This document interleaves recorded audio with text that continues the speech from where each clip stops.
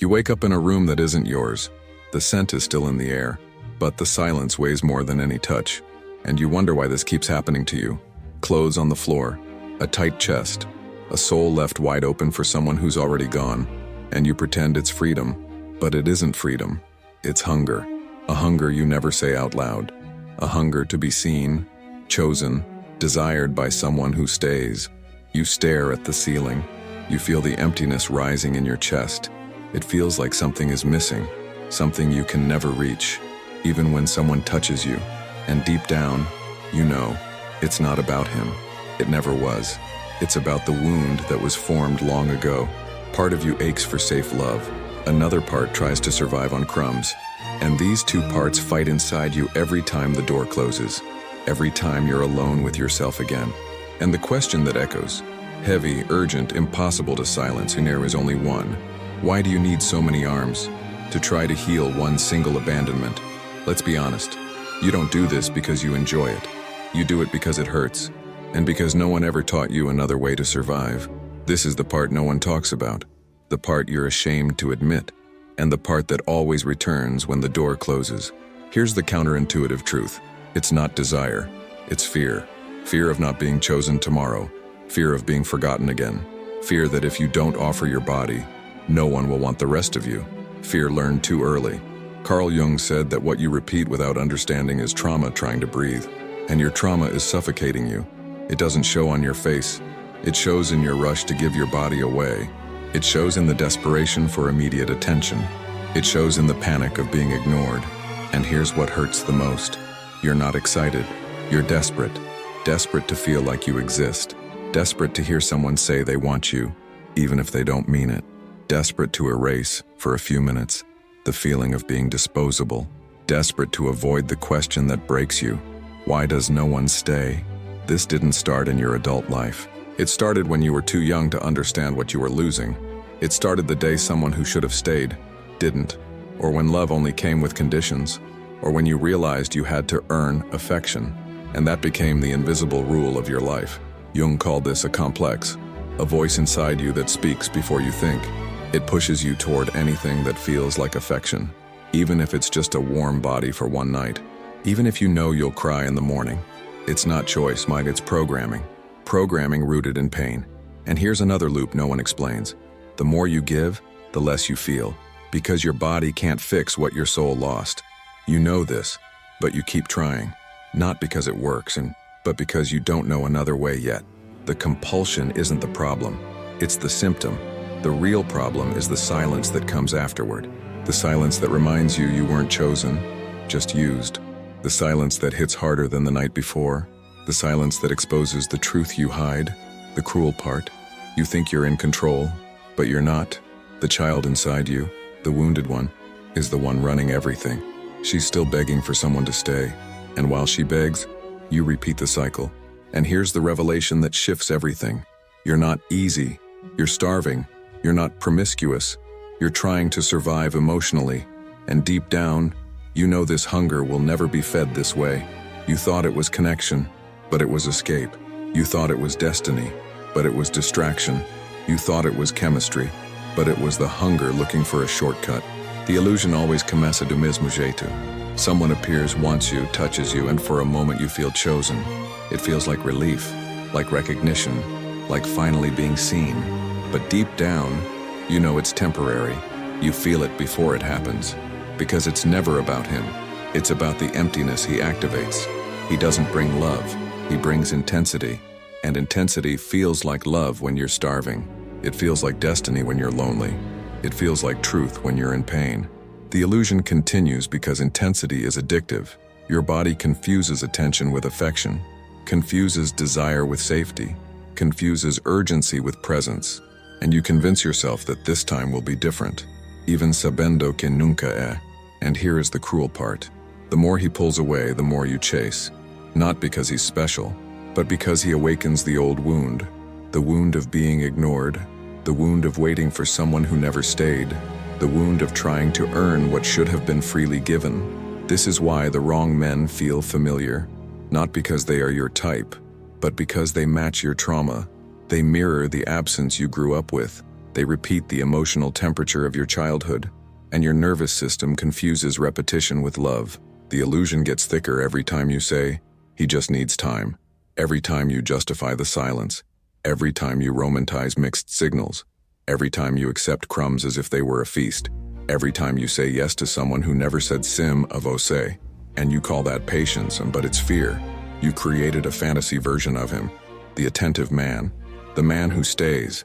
The man who cuida de você. But you weren't in love with him. You were in love with the possibility. A possibility he never teve intenção de oferecer.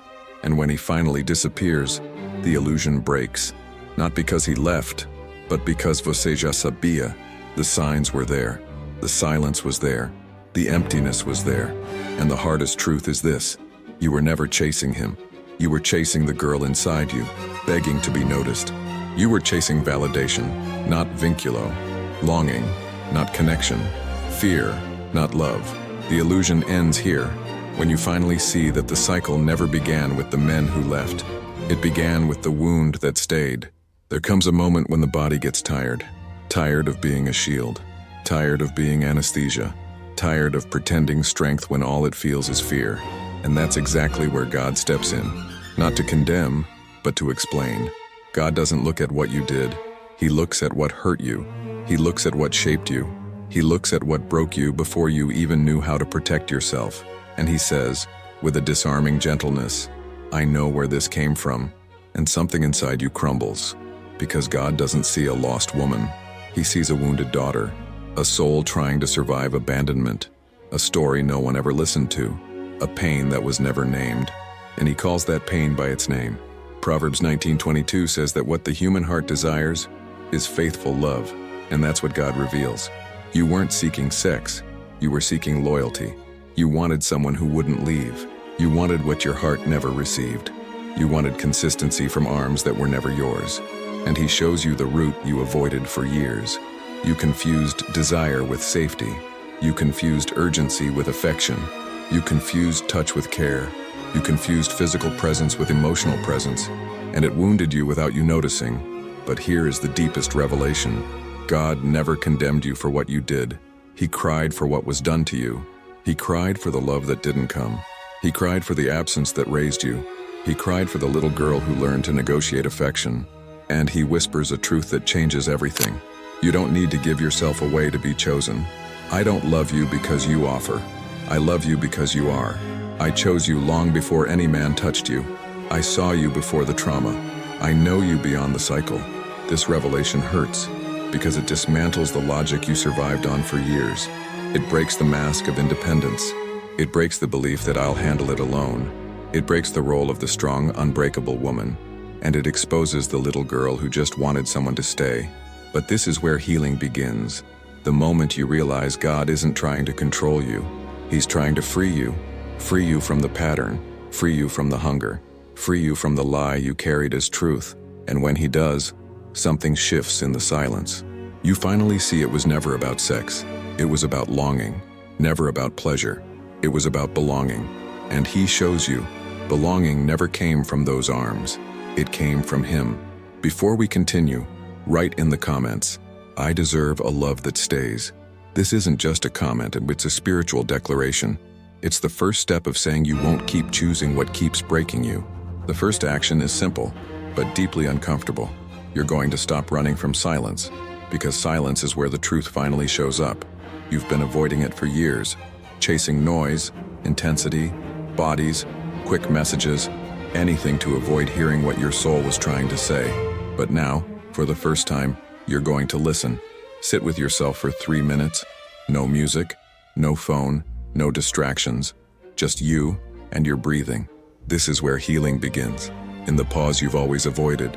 What will surface? The longing, the emptiness, the pain you buried under bodies, the memory of abandonment, and the fear that's been driving your choices. Don't fight it. Don't cover it. Don't distract yourself. Just look at it. Look at it directly, because anything faced loses power. Here's the practical revelation. You don't give yourself away because you want pleasure. You do it to escape this moment, this exact emptiness you're feeling right now, this hole you tried to fill in every possible way. This cold you tried warming in temporary arms. This fear of not being enough, but now you're here, and nothing fell apart. The second part of the action is simple. Speak the truth out loud. Say, I'm not craving men, I'm craving safety. Say, my body isn't the problem, my wound is. Say, I don't need to give myself to deserve love. Say, I still exist even when no one wants me. Repeat it until your voice shakes. You'll notice something strange. Saying these things hurts, because they break the script you've been living by for years. They break the logic of your trauma. They break the belief that you're only valuable when someone wants you. They break the emotional programming, and they bring you back to yourself. Now comes the spiritual part. Give this pattern back to God. Not like someone confessing guilt, but like someone returning a weight. Say, God, I can't do this alone. Say, this hunger is not my fault. Say, heal what I don't know how to touch. Healing begins with honesty. It begins the moment you admit you're tired of repeating the same pain. When you admit this cycle never gave you what it promised. When you admit your desires were hiding your fears. When you admit you need help. And when you finally let God in. Today, your action isn't closing doors. It's opening space inside yourself. It's breathing before repeating the pattern. It's looking at the hunger instead of feeding the symptom. It's treating the root instead of chasing relief. It's choosing awareness where there used to be impulsiveness. And here's the line that changes everything. The silence you feared is the place where God heals you. The pause you avoided is where truth appears. The emptiness you ran from is where He meets you. The pain you hid is where He touches. And the hunger that ruled you is where He frees you. Now comes the second action, the one that faces the pattern head-on. You're going to redefine what it means to be chosen, because until now, you've confused attention with worth, confused an invitation with a bond, confused desire with care, and that kept you trapped in cycles that were never about love. Here is the action. You're going to say no to what you always said yes to. No to the invitation that uses you. No to the man who only shows up at night. No to the affection that lasts 15 minutes. No to the embrace that disappears the next morning. No to the bare minimum you treated like everything. Saying no will hurt. It will hurt because your loneliness asks for urgency. It asks for an immediate response. It asks for anything that numbs the emptiness. But you're not looking for relief, you're looking for healing. And healing requires distance from what hurt you. The second part is deeper. You will choose one act of self-love before any impulsive reaction. Breathe before responding. Think before giving yourself away. Feel before repeating the pattern. Ask yourself, does this feed me or drain me? And wait 3 minutes before you act. Those 3 minutes will reveal everything. Reveal whether you want the person or want to escape loneliness. Reveal whether you miss them or are simply afraid. Reveal whether your conscious cause are running on autopilot. Reveal whether it's a choice or a compulsion. Reveal whether it's love or emotional addiction. Now comes the spiritual movement. Replace the impulse with a short prayer. Nothing long, nothing religious, just 3 words. God, hold me. Say it before doing what you always do, and watch what shifts inside you, because that small prayer creates space. It breaks the automatic script. It interrupts the cycle. It slows down the hunger, and it brings presence where panic used to live. This is when the pattern begins to weaken. Here's the practical truth. You don't need to fight the compulsion. You just need to create an interval. Create space. Create awareness. Create breath. Create pause. And the compulsion loses power by itself. And when the compulsion weakens, something else rises beneath it. Your real need. The need to be seen. To be loved without conditions. To be touched in your soul, not just in your body. To be respected. To be genuinely chosen. And when that real need appears, God can finally work on it. Because He doesn't heal your mask. He heals your root. He doesn't heal the behavior. He heals the emptiness. He doesn't heal the body. He heals the belief that you're only valuable when someone desires you. The belief He is dismantling right now. By the end of this action, you learn something no one ever taught you. You don't need many arms. You need direction. You need awareness. You need pause. And you need God in the space between an impulse and your new decision. You remember the unfamiliar room, the cold morning, the heavy silence after the touch, the feeling of being left once again, And now you realize that wasn't you. That was your wound acting for you. A wound that now has a name, a root, and a way out. You're not the woman who gives herself away for little. You're the woman who tried to survive with what she had, who tried to soothe a void with speed, who tried to hold abandonment with intensity, who tried to erase memories with bodies. But none of it was about desire. It was about pain. And as you look back now, you see the pattern differently. You see it wasn't promiscuity and it was emotional hunger. It wasn't neediness and it was a lack of safety. It wasn't pleasure, it was anesthesia. It wasn't love, it was fear. And God never confused you with your behavior. The wound that began in childhood no longer rules you. The voice that said no one stays lost its power. The impulse that dragged you lost its strength. The emptiness that screamed lost its volume. The trauma that guided your hands lost its command. Now, the one who decides is you, aware and whole. You've stepped out of autopilot, out of illusion, out of repetition, and into presence, into truth, into yourself.